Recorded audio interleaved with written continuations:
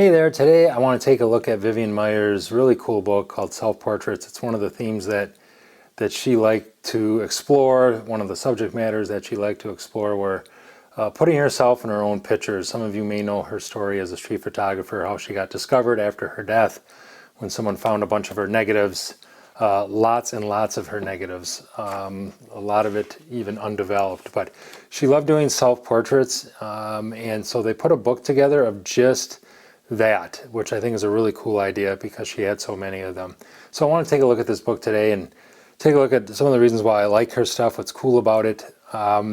She's a lot of times she's known for doing this stuff with holding her twin's reflex camera. A lot of these they do try to put the date down if they know, like in this case 1954. So you'll get to see black and white and color, how things kind of progress. Here 1958 using something a little bit smaller. But there's a nice write-up here from some people, and then they get to the actual photographs here, what's called plates. And you'll see a lot of this stuff with mirrors, of course. But one of the things I like about some of the stuff that she did is she'd have this street scene kind of busy, and she'd put herself just somewhere kind of small in the picture, like here and in here, and you kind of have to find her. This one's cool because it's a double reflection where she's reflected here and in the mirror. But she was a fan of sort of seeing a scene, liking it, and then putting herself in it. Very typical. Here she is with her Rolleiflex doing a self-portrait. This is cool here off to the side. And again, she's got a street scene over here, and she puts herself way over here to the right. A sliver of the mirror, that's cool, where you got, looks like an old Studebaker, old car over there. This is very different for her, but that moody lighting taken indoors. Looks like a set of doors right here, very reflective doors or possibly mirrors. One thing cool about her is she has so much going on, and then you have to try to find her sometimes in some of these, which is neat. And here she is, this glass or this mirror is actually reflecting upside down, so there she is in there. Here's an old cigarette machine. But she puts someone else over here. Sometimes she'll add another human element, which is cool. So one of, if not, probably most famous self-portrait, but one of her most famous photos overall is her in this, kind of split light. Very cool. Looks like just a bathroom mirror there.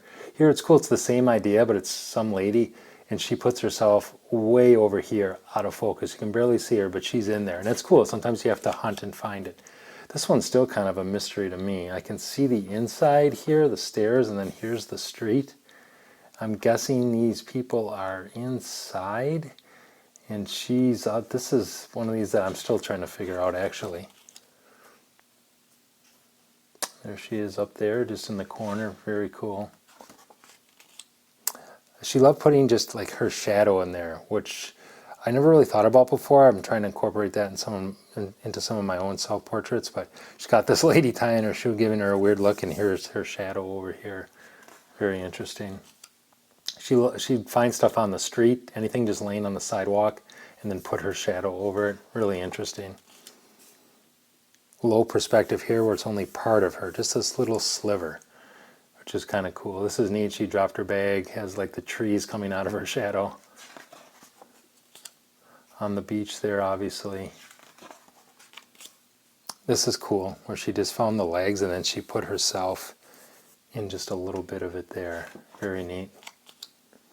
Either shot very early or very late in the day, but the really like long shadow. Very cool. Love it. Here's the cat theme she went with. This is great in and of itself, and then she has herself reflected in the car mirror or car window there. Again, she frames a street scene, and she puts herself over here, off to the front, off to the side. Mirrors. Obviously, those are kind of easy ones to do self-reflection. A lot of these early ones in the 50s, a lot of them in New York, a lot of these black and white ones. Here's one she's using some off-camera flash, it looks like. You can kind of see the flash in there and the multiple. reflections of herself. Very cool. This one I love. This is great because it's the paradox of how did the head get below the body. Just the way those mirrors were angled, the way she lined herself up. Really cool. Nice circle theme here, the sort of infinity shot in the mirror. Round reflections, hubcap, very cool. Something that was on the ground there. She's used this a couple times where she uses the reflection from the side mirror of a car. Still in the 50s, here's 1966, 1961. Here we're starting to get in here when she was in Chicago being a nanny. But she sets, again, kind of this cool scene, and then she puts herself there. Here she is way in the bottom. Kind of a cool scene. Very nice split. You got the leading line, the water, and she's on this half of it, dark and dark. Really nice. This is one of my favorite images in the whole book. I love this. Like, she's obviously on some patio. There's her shadow. You have this scene below on the street and these buildings. Just really nice stuff. 1955 New York there for that one.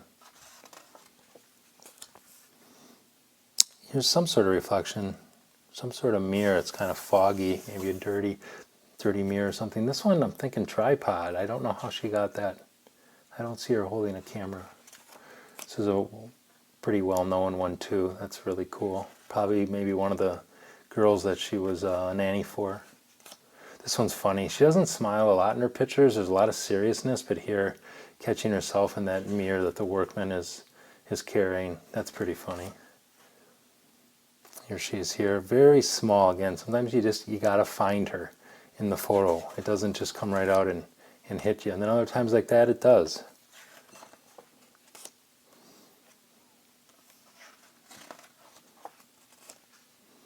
A lot of mirrors. Obviously, we see a theme.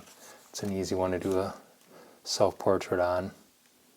I don't know how she's taking that one, because the camera's there. Self-timer, potentially. Now we get into the color work. This is going to be a lot of 60s, 70s, Chicago stuff. So 1978, this is cool. Must be by the subway with the movie posters. This is one of those where you can date it. When did Jaws 2 come out? Heaven Can Wait, things like that. This is cool with the checkered floor. I like how she used the lights to point towards her as she's taking the photo. Really cool. That's nice. Flowers, puts her own shadow over it. Just a little bit of her face. You can just see the corner, like her forehead and one eye. Really cool idea. Again, stuff on the ground. Stuff on the ground she found interesting. She make it more interesting. Maybe it's not that interesting. Free food upside down. But she puts herself taking a vertical. You can see her taking the picture. It makes it a little more interesting. This is hilarious. The worker with the mud or concrete on his butt, and she's photographing. That's just great stuff. That's nice. Just peeking out over this little arch here. Again, in the mirror over here in the corner in the store. Same idea that she had in black and white before with the side mirror. This is one of her more well-known ones too, the 3 circles in there. That's cool. I like this because it's very distorted. Distorted hands, distorted camera, almost like you're in one of those circus mirrors. This is nice. She's getting her hair cut and getting her own picture, taking her own picture while she's getting her hair cut. That's cool. Here she is. You got to find her. Having her take the vertical picture and putting her up there, and then you see it again up here. Here it is over here. I don't know how it got flipped. That's really neat. Somebody's dog. Maybe the people she works for. I don't know. But that's cool. Some more mirrors. Here's where another double reflection. There's a reflection there and a reflection of the mirror. So you got a window reflection and a mirror reflection in the same shot. Very nice. Looks like some sort of antique mall, and she's got 2 reflections going on. Really nice. A lot of these color ones now, Chicago, 70s. This is 1979. Could be her room, could be a hotel room. Mirror on the door on this half, TV on that half. These are very just simple scenes that she sets up.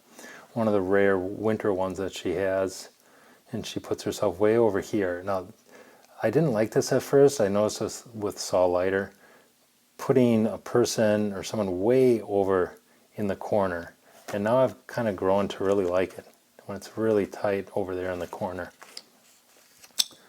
Off-camera flash. So that is the book. It's really neat. Oh, there's a really cool one too. Just her coat and her hat that she laid out. Kind of a self-portrait. Self-portrait, just using her coat and her hat. So this is a really nice book. It's not super expensive. If you like Vivian Maier, you want some different stuff to look at, I highly recommend this. I will leave a link in the description for my affiliate link.